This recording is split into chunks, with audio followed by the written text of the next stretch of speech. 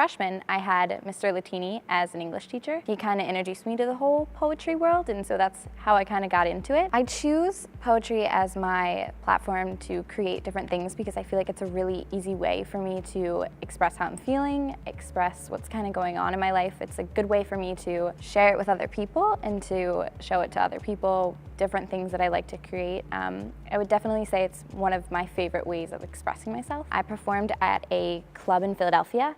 Because you adore the high of arguing with me. You love the way the words smack me across the face, and you would do anything to take an easy hit and pretend like it was nothing, but I lost my innocence, exchanged it for anger. My poor is black panic attacks are no longer strangers, but family friends. And that was like my first ever big performance space that I got to perform in front of different poets and a couple poets that even teach at the University of the Arts in a creative writing field. So I think the hardest part was definitely proving myself, proving that I could get up and perform in front of these more, I guess you could say, they were more developed poets that had incredible stories. So it was hard to break into a place that I wasn't old enough to get into, and that I had to prove something to these people that I could get up there and I did have this voice and I did have something to share. I could just say this about slam poetry. I know slam poets.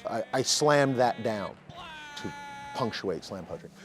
Slam poetry isn't just a risky choice. I don't think it's a choice, a viable choice.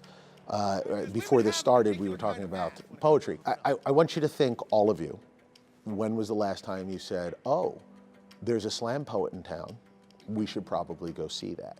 Or when was the last time you said, oh, look at it, I have a new book of poems.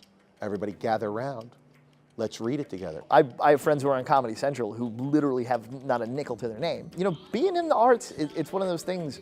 You can make a lot of money. See, people see the, Louis C.K.'s and Jerry Seinfelds and those guys, and you go, oh, comedians, they must make millions of dollars. Not really, okay? And this goes for really any sort of art. Not every author is gonna be J.K. Rowling, okay? In fact, there's only a handful of those people. Most of your working professional creative types, okay? You don't make that much money.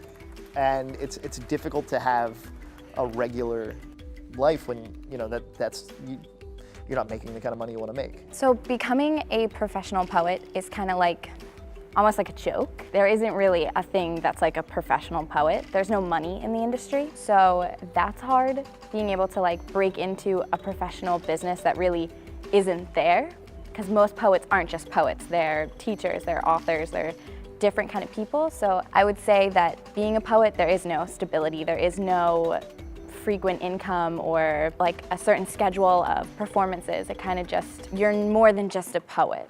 Now, this is a common misconception, I think, and that is that in order to chase your dream, you have to be somehow impoverished. There's this oh, if I don't eat only ramen noodles and donate blood, sell blood for money, that's the only way I'm an artist. And I don't think that's accurate. A lot of people I know in the industry, they either supplement their regular job, doing what they love, or some of them just do it for free, which is, just as rewarding. The idea that you need to sort of become that starving artist, I don't think you need to do that.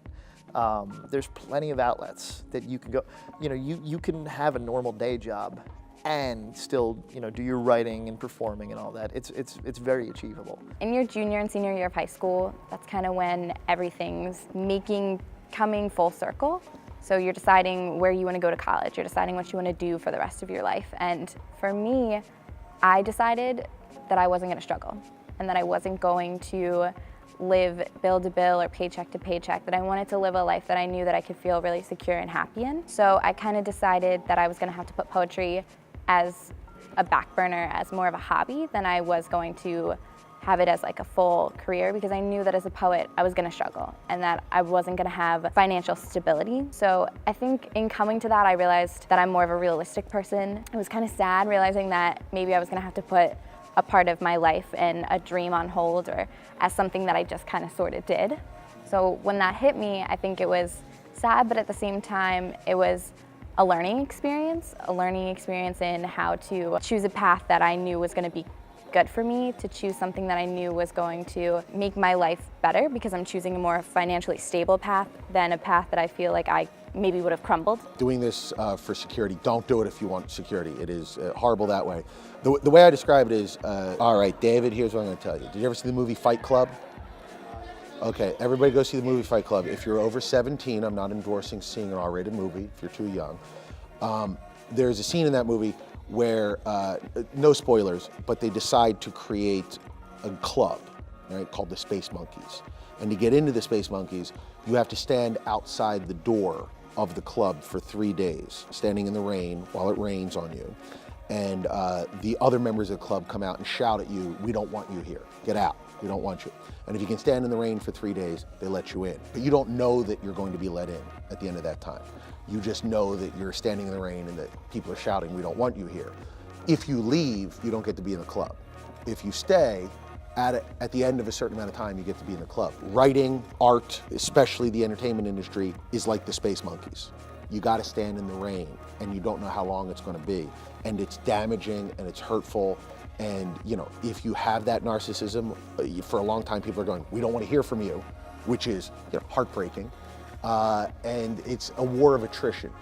It's you're fighting in Russia in the cold, and you're starving to death and they're starving to death, and it's who's going to starve to death last. That's who wins.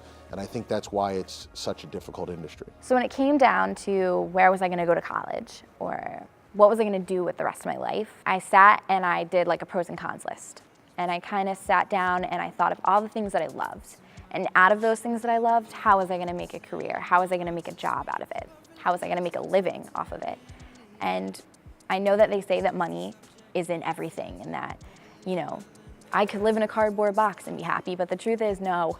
Money is a lot. You don't have money, you will be living in a cardboard box with the other homeless people, smelly homeless people. And I realized after watching some tragic things happen in my family, one of my brothers actually went bankrupt. I realized that that was not gonna be me. I was not gonna struggle. And that these things that I loved, I could easily pursue and easily go to college for, but I knew that I was gonna come out struggling.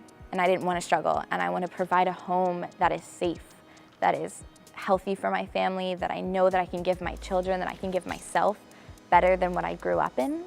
So it really came down to a more realistic view that I know that our world and in our society today, I wasn't gonna struggle and I didn't wanna struggle, and I want my parents to be able to retire and me be able to give them a really great retirement home, and I wanna give my children and my nieces and nephew a great life, so I knew that I had to go down a career that was gonna lead me to that. So it was sad. It was sad knowing that I had to kind of put my dreams in a little black box and shove it under the bed.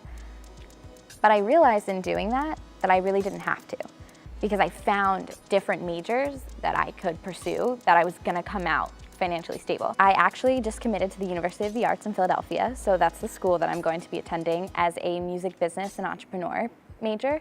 So I'm going to still be pursuing a career and a job in the creative field with my performing in music and singing, not necessarily as a poet, but I know that I'm always gonna have that as a background and as something that I'm going to move forward in. But my future is kind of looking more towards the music business side, so being in charge of creating concerts and big events like that are still really creatively driven. So I am a singer, I am a songwriter, I do a lot in the music world.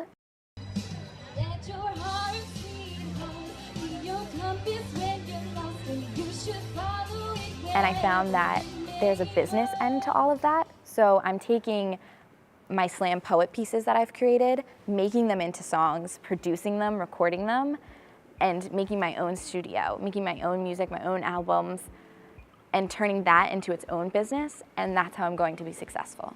And that's what I realized was gonna make me happy and was gonna make me stable. Pursuing your dream, it's good. I mean, it sounds like a big thing. Like this whole, you have to be like Rudy, showing up and fighting your way to the, just to be part of the team. It gives you something to do, instead of sitting at home trying to figure out, what Netflix documentary you haven't seen yet. You can actually get out and say, okay, I'm gonna do this tonight. Like this is something like, I have a show coming up. I need to write something new. And it forces you to do new things, to go new places, see new people, no matter what your dream is. You know, if you want to be the biggest, home run hitter on your co-ed intramural softball team, that's fine. It gives you something to do. It's a different goal. So whatever your dream is, it doesn't really matter as long as you have something. And it gives you drive, it gives you focus. I think the importance of pursuing what you love is less important than finding something you love. And I think that all the kids who might be watching right now, they might only have a vague idea of what their passion is, right? And I was lucky I found a passion, but I didn't know stand-up was my passion till I went and did it.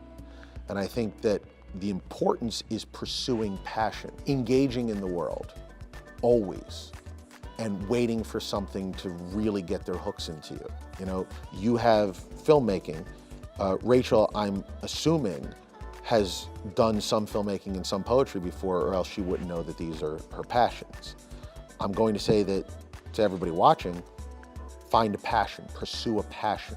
If school hasn't provided it for you, and it didn't provide it for me, that's for sure, try everything. Go try the play, go try sports, join a writing club, something. And this sounds like, oh, well, here's a former teacher telling everybody, it's all right, join a club. I'm not saying that. I'm saying you use it for yourself. You use it to find that thing that's important to you, because a passionless life is a useless life.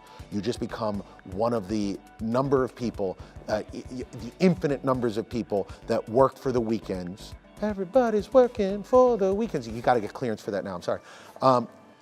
You spend your entire life working to distract yourself from your life. You work your job 5 days a week so that you can get home and on your weekends drink enough and have fun enough and play enough video games that you forget how terrible those 5 days are, and then you reboot and do it again. I understand that there are jobs that need to be done, but save them for the people who want to do them.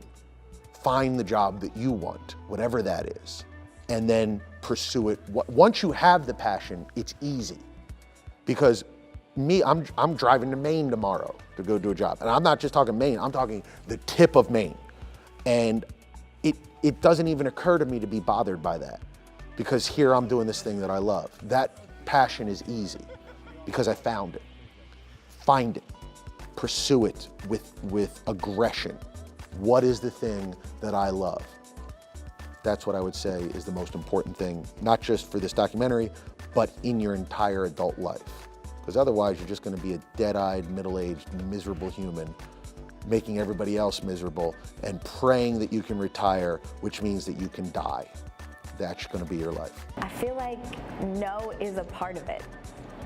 You're gonna get 1,000,001 no's before you ever get a yes, before you ever get a response that makes you feel like, yes, I can really do this, somebody really believes in me. But I think that does give me that attitude, that edge to be like, yeah, I'm gonna show you what I'm made of, and I'm gonna show you that I can do this, and I can be a director, and I can be a slam poet, and I can do everything that I wanna do, whether it's with my music, whether it's with directing, slam poetry. I'm gonna do it, and I don't care how many people tell me no, because I believe in myself, and I think that's the only thing that matters, because it's my life and it's my journey, and you could say no all you want, but I'm gonna do it anyway. I do feel like I will be able to pursue a career and pursue a job that I love, but always be doing slam poetry on the side, or directing theaters, or get into directing small shows like he was talking about, small movie projects. So I agree with him, and I think he almost made that feeling more profound and almost gave me more confidence in it, that if he can do it, I can do it, anybody could do it. I feel that I completely agree 100% with him, that it is definitely one of those things that no matter what, no matter where life takes me, I can take it along with me and be able to do it along with another career. So maybe it wasn't exactly what I wanted, it wasn't exactly what I pictured, but I'm happy with it, I'm proud of that decision, and I can't wait to start a new adventure.